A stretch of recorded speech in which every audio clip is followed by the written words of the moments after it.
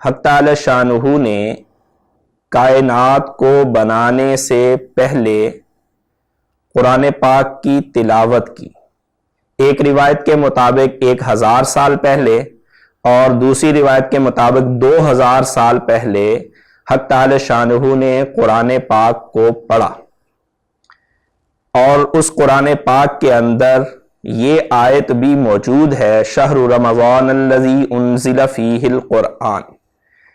کہ رمضان وہ مہینہ ہے جس میں قرآن پاک کو نازل کیا گیا.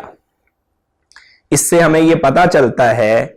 کہ قمری مہینے جن کو ہم عربی مہینے بھی کہہ دیتے ہیں اور اسلامی مہینے بھی کہہ دیتے ہیں، ان کا پہلا مہینہ محرم الحرام ہے اور آخری مہینہ ذوالحجہ ہے. ان کا 9واں مہینہ جو رمضان ہے یہ ایسا مہینہ ہے کہ اس کا نام عرب نے نہیں رکھا بلکہ خود حق تعالی شانہ نے کائنات کو بنانے سے پہلے اس مہینے کا نام رکھ دیا تھا. اور یہ مہینہ قمری مہینوں میں 9ویں نمبر پہ ہے، رمضان المبارک کا مہینہ.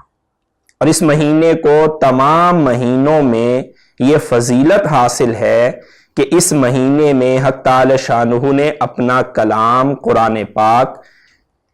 اتارا، اس کو نازل کیا. چنانچہ قرآن پاک میں ارشاد ہے شہر رمضان الذی انزل فیہ القرآن، کہ یہ رمضان وہ مہینہ ہے جس میں قرآن پاک کو اتارا گیا.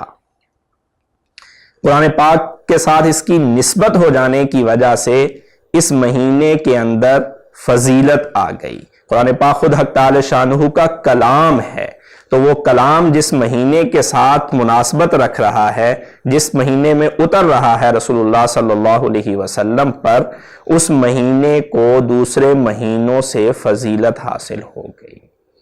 اور یہ اس امت کا خاصہ ہے کہ اس امت کو عبادات کے اندر ایک عبادت روزہ کی جو دی گئی، جو پہلی امتوں کے پاس بھی موجود تھی.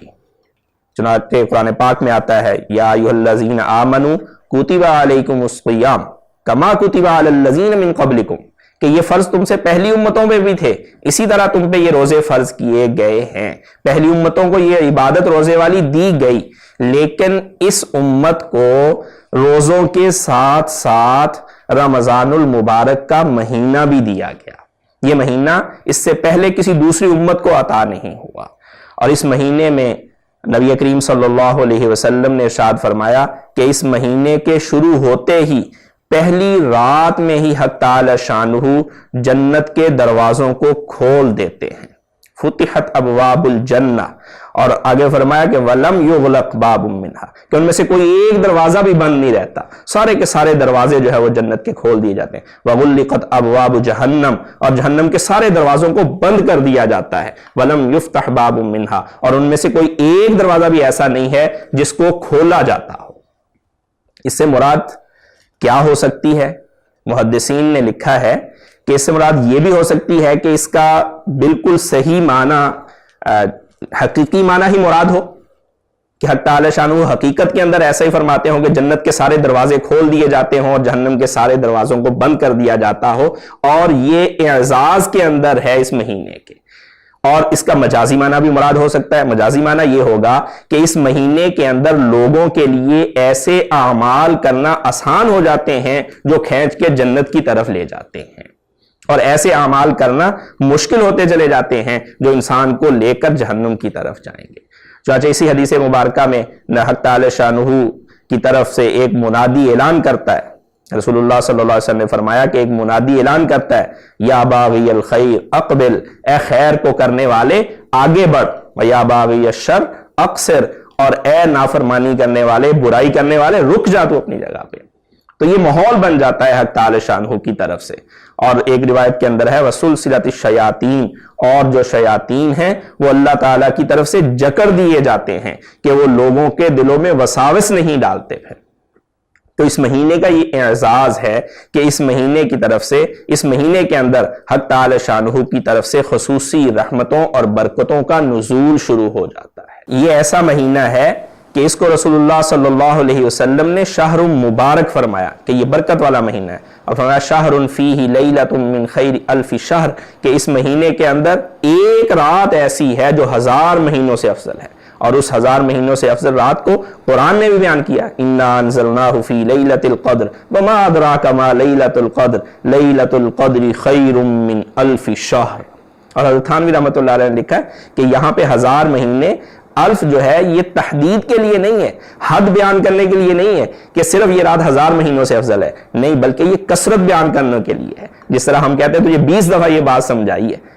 1000 بار تجھے کہا ہے لیکن تم مانتے ہی نہیں ہے، مطلب یہ نہیں ہوتا کہ گنتی کر کے اتنی بار کہا گیا ہے، تحدید مراد نہیں ہے بلکہ تکثیر مراد ہے۔ تو 1000 مہینوں سے افضل ہونے کا مطلب یہ ہے کہ بہت افضل ہے یہ مہینوں سے۔ تو اس مہینے کے اندر یہ رات بھی موجود ہے، اور پھر رسول اللہ صلی اللہ علیہ وسلم نے اس مہینے کی خیروں کو نہ سمیٹنے والے کو بھی متنبع کر دیا ہے۔ چنانچہ ایک موقع پہ حضرت انس رضی اللہ تعالیٰ عنہ سے روایت ہے کہ ایک موقع پہ رسول اللہ صلی اللہ علیہ وسلم مسجد میں تشریف لائے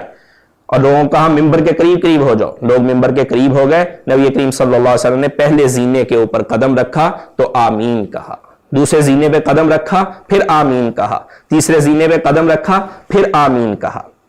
اور اس کے بعد نبی کریم صلی اللہ علیہ وسلم نے واعظ و نصیحت فرمایا۔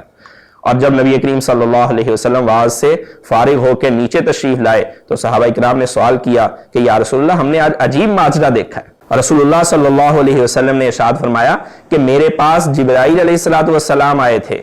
اور جب میں نے پہلے زینے کے اوپر قدم رکھا تو جبرائیل علیہ السلام نے دعا کی کہ اے اللہ کے رسول وہ شخص ہلاک ہو جائے جس کے سامنے آپ کا نام نامی آئے اور وہ آپ پہ درود نہ بھیجے، میں نے آمین کہا۔ جب میں نے دوسرے زینے پہ قدم رکھا تو جبرائیل نے کہا کہ ہلاک ہو جائے وہ شخص جس نے والدین کو یا ان میں سے کسی ایک کو بڑھاپے کے اندر پایا اور ان کی خدمت نہ کر کے جنت کو اپنے اوپر واجب نہ کر لیا۔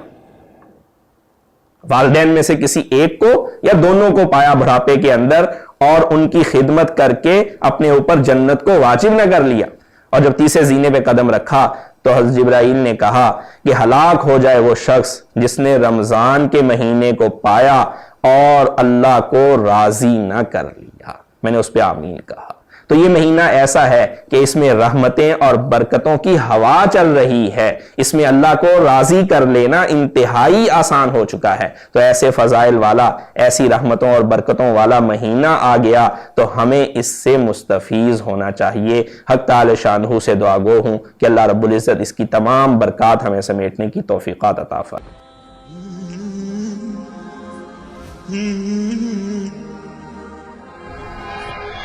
رمضان ده حياتي